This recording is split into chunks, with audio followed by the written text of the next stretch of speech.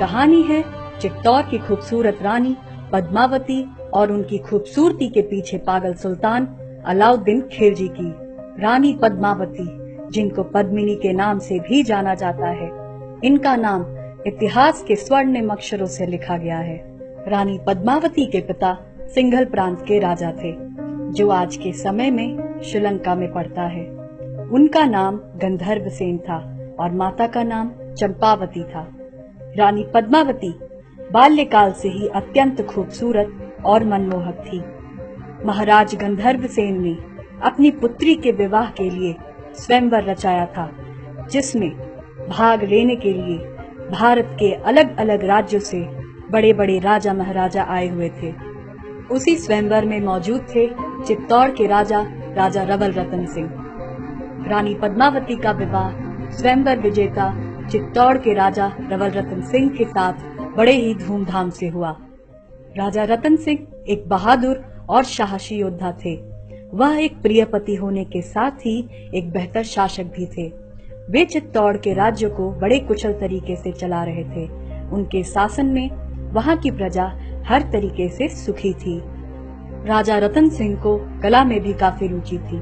उनके दरबार में एक काफी बुद्धिमान लोग थे।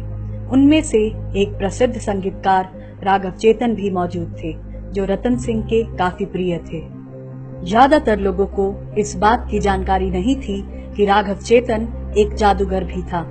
वे अपने इस कला का उपयोग शत्रुओं को चकमा या अचंभित करने के लिए आपातकालीन समय में इस्तेमाल करता था। एक दिन राघव चेतन काला जादू करते हुए रंगे हाथों पकड़ा गया। जब राजा को इस बारे में पता चला कि राघव चेतन गुप्त रूप से काला जादू करता है, तो राजा ने उसे राज्य से अपमानित करके निकाल दिया। इसके बाद राघव चेतन ने दिल्ली की तरफ जाने की ठानी और वहां जाकर वे दिल्ली के पास एक घने जंगल में छुपे रहे, जहां सुल्तान अक्सर शिकार के लिए आया करते थे। एक दिन सुल्तान शिकार करने जंगल पहुंचे ही थे, तभी राघव चेतन ने बांसुरी बजाना शुरू कर दिया। बांसुरी की आवाज सुनकर सुल्तान ने बांसुरी बजाने वाले को ढूंढने का आदेश दिया और तब राघव चेतन स्वयं उनके सामने आए। तभी सुल्तान ने उनसे अपने साथ दिल्ली के दरबार में आने का आदेश दिया और दिल्ली जाकर राघव चेतन ने चित्तौड़ राज्य की सैन्य शक्ति, चित्तौड़गढ़ की सुरक्षा, वहां की संपत्ति और वहां के साम्राज्य से जुड़ा एक एक राज खोल दिया। यहाँ तक कि राघव चेतन ने दिल्ली के सुल्तान को चित्तौड़ के राजा रवल रतन सिंह की धर्मपत्नी रानी पद्मिनी की खूबसूरती के बारे में भी बताया। उनकी खूबसूरती के बारे में सुनने के बाद अलाउद्दीन उन्हें मन ही मन चाहने लगे थे। राघव चेतन की बातें सुनकर अलाउद्दीन खिलजी ने कुछ ही दिनों में चित्तौड़ राज्य पर आक्रमण करने का मन बना लिया और अपनी एक विशाल सेना चित्तौड़ के लिए रवाना कर दी। चित्तौड़ पहुंचते ही अलाउद्दीन के हाथ निराशा लगी, क्योंकि उन्होंने पाया कि चित्तौड़ को चारों तरफ से सुरक्षित तरीके से सुरक्षा प्रदान की गई है, लेकिन वो रानी पद्मिनी के सुंदरता को देखने का और इंतजार नहीं कर सकते थे।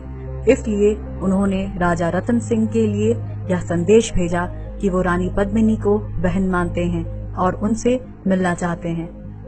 खिलजी के इस अजीब मांग को राजपूत मर्यादा के विरुद्ध बताकर राजा रतन सिंह ने ठुकरा दिया, लेकिन निराश रतन सिंह को अपने साम्राज्य को अलाउद्दीन के तीव्र प्रकोप से बचाने का एक मौका दिखाई दिया।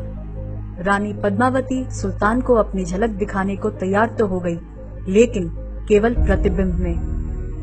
इसके लिए किले के एक ऊंचे बुर्ज में अलाउद्दीन खिलजी को खड़ा किया गया।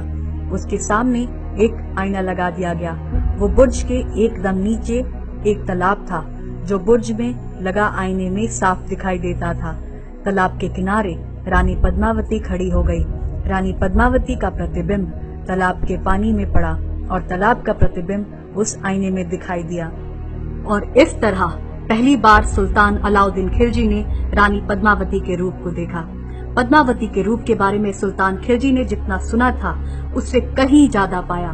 पद्मावती को देखते ही अलाउद्दीन ने उसे अपना बनाने की ठान ली। शर्त के अनुसार चित्तौड़ के महाराजा ने अलाउद्दीन खिलजी को आईने में रानी पद्मावती का प्रतिबिंब दिखा दिया और फिर अलाउद्दीन खिलजी को पूरे मेहमान नवाजी के साथ चित्तौड़ किले के सातों दरवाजे पार कराकर उनकी सेना के पास छोड़ने गए। इसी अवसर का लाभ उठाकर अलाउद्दीन खिलजी ने राजा रतन सिंह को बंदी बना लिया और इसके बाद उसने संदेश भेजवाया कि महाराजा रतन सिंह को यदि देखना है तो रानी पद्मावती को तुरंत अलाउद्दीन खिलजी की खिदमत में किले के बाहर भेज दिया जाए। राजा रतन सिंह को अलाउद्दीन खिलजी के गिरफ्त से सकुशल मुक्त कराने के लिए रानी पद्मावती ने सोनगढ़ के चौहान राजपूत जनरल गौरा और बादल के साथ मिलकर सुल्तान को उसके ही खेल में हराने की ठानी और कहा कि अगली सुबह रानी पद्मावती को उनके यहाँ भेज दिया जाएगा।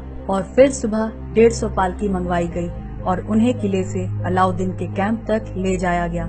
लेकिन पालकी के अंदर रानी पद्मावती और उनके दासियों के भेष में लड़ाके योद्धा मौजूद थे। योद्धाओं ने दिल्ली के सेना पर आक्रमण कर दिया और इसी चालाकी से राजा रतन सिंह को अलाउद्दीन की गिरफ्त से छुड़ा लिया गया और रतन सिंह को सुरक्षित रूप से महल पहुंचा दिया गया। कहा जाता है कि वासना और लालच इंसान की बुद्धि हर लेती है। अलाउद्दीन खिलजी के साथ भी कुछ ऐसा ही हुआ। सुल्तान को जब खबर लगी कि उनके साथ छल हुआ है तो इस बात को सुनकर सुल्तान आग बबूला हो गए और उसने तुरंत ही चित्तौड़ पर आक्रमण करने का निर्णय लिया। राजा की सेना सुल्तान की सेना से बहुत छोटी थी, लेकिन रतन सिंह के पास युद्ध के अलावा और कोई दूसरा रास्ता नहीं था और उन्होंने युद्ध का आदेश दिया और किले का दरवाजा खोलकर युद्ध के लिए तैयार हो गए। किले का दरवाजा खुलते ही अलाउद्दीन और उसकी सेना ने आक्रमण कर दिया।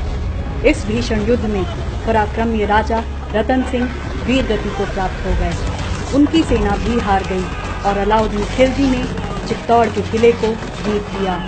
युद्ध में राजा रतन सिंह और अन्य राजपूत योद्धा की मारे जाने की खबर सुनकर रानी पद्मावती ने जौहर करने का निर्णय लिया। जौहर एक ऐसी प्रक्रिया है जिसमें सारी महिलाएं अपने दुश्मन के साथ रहने की बजाय स्वयं को विशाल अग्निकुंड में न्यौछावर कर देती हैं। जब अलाउद्दीन खिलजी किले के अंदर प्रवेश करते हैं तो उनके हाथ लगती है सिर्फ निराशा, धुआं और राख। कहा जाता है आज भी चित्तौड़ की महिलाओं को और रानी पद्मावती के जौहर करने की बात को लोग आज भी गर्व से याद करते हैं। कहते हैं राजपूत सर कटा सकते हैं लेकिन सर झुका सकते नहीं।